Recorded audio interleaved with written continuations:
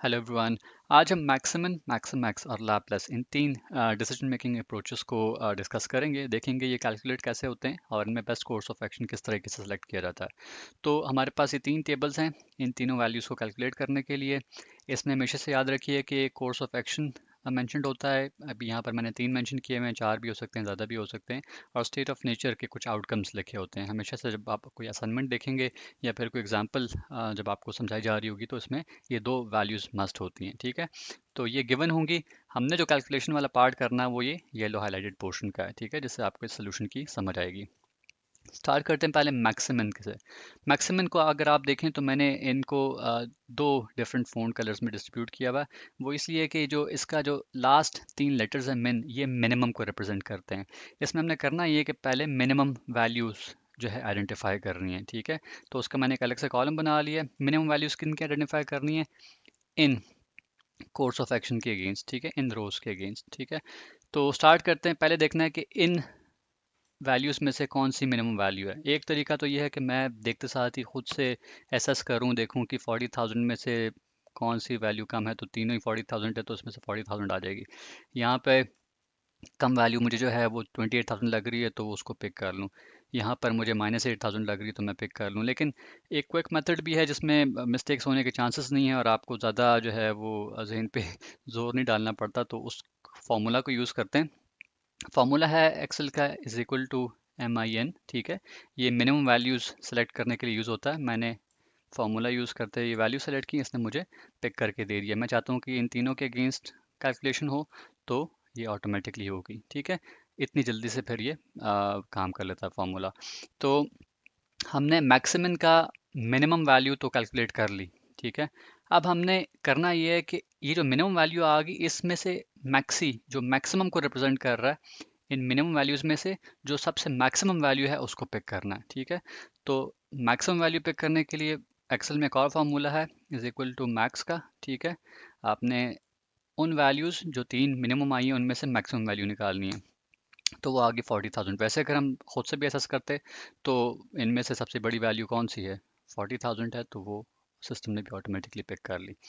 बाज़-औक़ात values बहुत ज़्यादा बड़े नंबर्स की होती हैं तो फिर आपको ये कैलकुलेशन मुश्किल हो जाएगी, तो इसलिए एक्सेल के फंक्शन को यूज़ कर सकते हैं। अच्छा, अब ये पार्ट तो हो गया कि मैक्सिमम की वैल्यू कैलकुलेट कैसे होती है। ठीक है, ये इतना इजी था, पहले मिनिमम वैल्यू निकाली और फिर उसका मैक्सिमम निकाल लिया।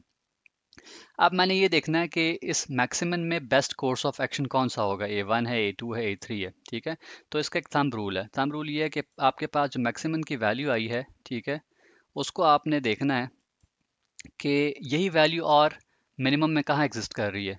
ये एग्जिस्ट कर रही है। ठीक है, तो ये किस रो के साथ एसोसिएटेड है? A1 के साथ। तो ये ऑटोमेटिकली इसका बेस्ट कोर्स ऑफ एक्शन आपका A1 आ जाएगा। ठीक है, अगर ये 28 होती तो फिर हम A2 को पिक कर रहे होते। सही है, आगे चलते हैं। अब देखते हैं मैक्सिमैक्स किस तरह कैलकुलेट होता है। तो मैक्सिमैक्स में पहले हमने मैक्सिमम वैल्यू कैलकुलेट करनी है इनकी और फिर उसका भी फिर मैक्सिमम वैल्यू ले लेनी है। ठीक है, तो मैक्सिमम का फॉर्मूला क्या था? Is equal to max.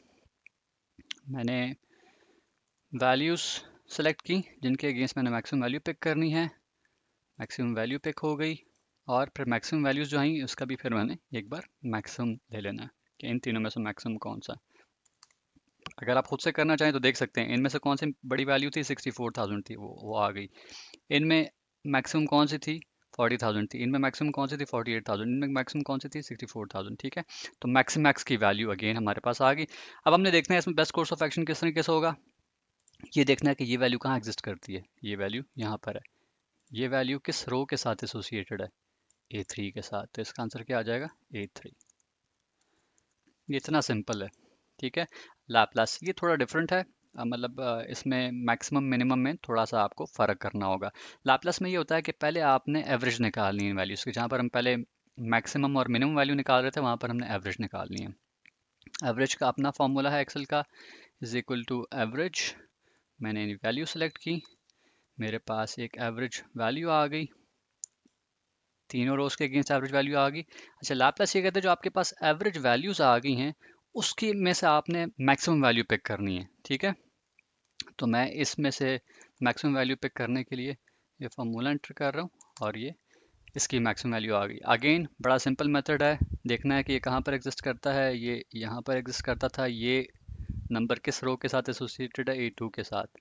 तो इसका आंसर A2 आ गया। ठीक है, तो इस तरीके से मैक्सिमम और लाप्लास की वैल्यूज कैलकुलेट होती हैं और ये बेस्ट ऑफ कोर्स आइडेंटिफाई होते हैं। लास्टली एक और एग्जांपल जल्दी से कर लेते हैं। ठीक है, क्या करना जी, मैक्सिमम में पहले मिनिमम वैल्यू मैंने कैलकुलेट करनी है। मिनिमम का फॉर्मूला एंटर किया, वैल्यू सेलेक्ट की,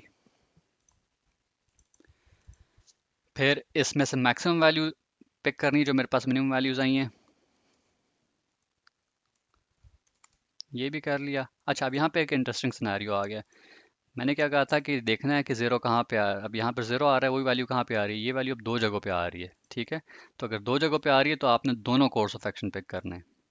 ठीक है, तो इसका आंसर क्या होगा, A1 एंड A2। मैक्स में पहले मैक्सिमम वैल्यू कैलकुलेट करनी है, इज इक्वल टू मैक्स, इनमें से मैक्सिमम वैल्यू हमने ली, इसको रेप्लिकेट किया तीनों रोज पे।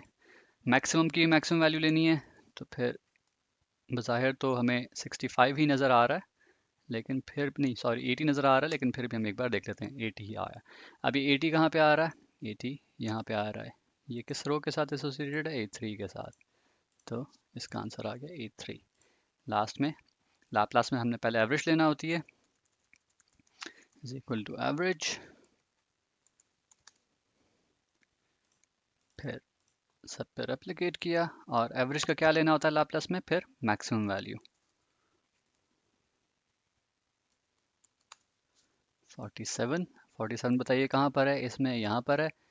ये किस रो में आ रहा है, ये आ रहा है A3 में। तो इसका आंसर आ जाएगा A3। तो एज सिंपल एज दैट, इस तरीके से ये तीनों डिसीजन मेकिंग की अप्रोचेस जो है वो कैलकुलेट होती हैं और best course of action identify किया जाता है। Thank you for watching this video, उम्मीद है आपको पसंद आई होगी।